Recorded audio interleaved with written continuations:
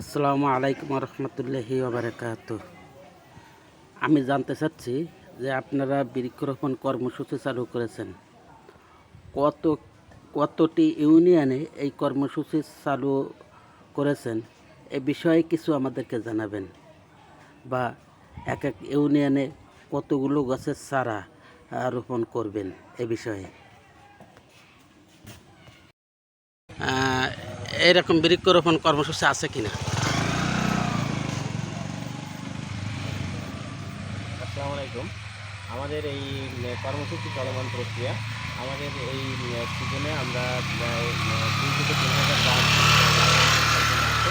আমরা যে সমস্ত জায়গায় অপরিকল্পিতভাবে গাছ লাগানো আছে বা পড়ে আছে বা যে সমস্ত কোনো কাজে লাগতেছে না, আমরা সেই সমস্ত জায়গাগুলো বেছে বেছে আমাদের সেই গাছগুলো আমরা ওই জায়গায় স্থাপন করব, যাতে ফলজ ও বনজ বৃক্ষরোপণ করব, যাতে সবাই এই ফল খেতে পারে বা গাছের যে ছায়া এবং কাঠের জন্য মানুষের জ্বালানি সরবরাহ করতে পারে। সেজন্য যে যার মতো করে সবাই যেন তার এই গাছগুলোর পরিচর্যা করে, যার জমিতে সেই যাতে ওই উপকৃত হয়, সেজন্য আমরা কাজ করছি। আরেকটু জানতে চাচ্ছি যে বাগেরহাটের ভিতর কতগুলো ইউনিয়নে এই কর্মসূচি পালন করবেন? আমরা ইতিমধ্যেই গোটাপাড়া, উম, আহ, কিছু অংশ, সেই বিষ্ণুপুর ইউনিয়ন, তারপরে কাড়াপাড়া, আহ, এর সারা পৌরসভার ভিতরে এই সমস্ত অঞ্চলে করছি। আর বাকি আমরা আরও কিছু অঞ্চলগুলো আমরা আস্তে আস্তে আমরা সেগুলো কাজ করছি। প্রিয় দর্শক, আমরা যাব যে সরজমিনে বৃক্ষরোপণ করছে তার কাছে।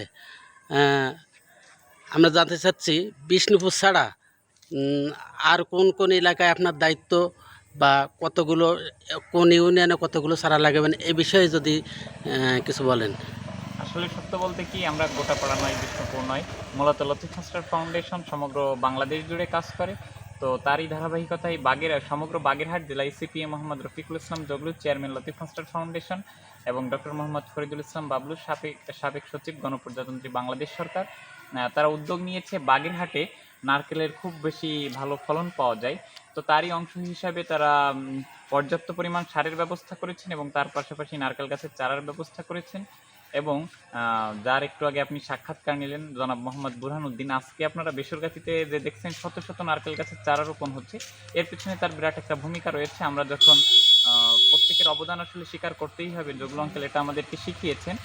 তার কারণ হচ্ছে, আমরা যখন এই চারা আনতে যাই, তো নিজেদের লোক থাকলে যে উপকারটা হয়, আমি তখন তাকেই বলতেছিলাম যে আসলে আপনি যে আপনার জায়গা থেকে নিজ এলাকায় দায়িত্ব পেয়েছেন এবং সেই অনুযায়ী সেই দায়িত্বের জায়গা থেকে সার পাঠিয়েছে অনেক, যার কারণে আমরা মর্গাঙ্গের খাল, দাঁড়ার খাল, তারপর সাদুল্যের খালে বৃক্ষরোপণ করতে পারছি। এবং একপাশে স্টকে যত নারকেল গাছ ছিল সব বেসরকারির জন্য পাঠিয়েছেন। এটা সত্যিই বেসরকারি এলাকার সন্তান হিসাবে এটা তার জন্য গর্বের। এবং সেই সাথে আমরা যারা মাঠ পর্যায়ে সরজমিনে কাজ করেছি, শফিক ভাই সহ আমাদের ভলেন্টিয়ার টিমে মতিউর রহমান, রতন সহ সবাই কাজ করছে, এর জন্য সবাইকে অসংখ্য ধন্যবাদ। এবং আমরা বলতে চাই যে আমাদের এই কর্মসূচি, আপনি যে প্রশ্নটি করেছিলেন, এটা সমগ্র বাগেরহাট জেলাব্যাপী শুরু হয়েছে এবং ইনশাল্লাহ খুব শীঘ্রই এর কার্যক্রম আমাদের সমাপ্তির পথে যাবে। এই যে আমাদের হৃদয় রয়েছে, রতন ভাইয়ের কথা, যার কথা একটু আগেই বললাম, তারা তার মানে নিজেদের জায়গা থেকে সর্বোচ্চ চেষ্টা করেছেন যাতে সুন্দরভাবে এই কাজটি সমাপ্ত হয়। এবং আবারও বলছি, জগলু চাচা এবং বাবলু চাচার কথা, যাদের জন্য বেসরকারি একটা মডেল ভিলেজে রূপান্তরিত হচ্ছে।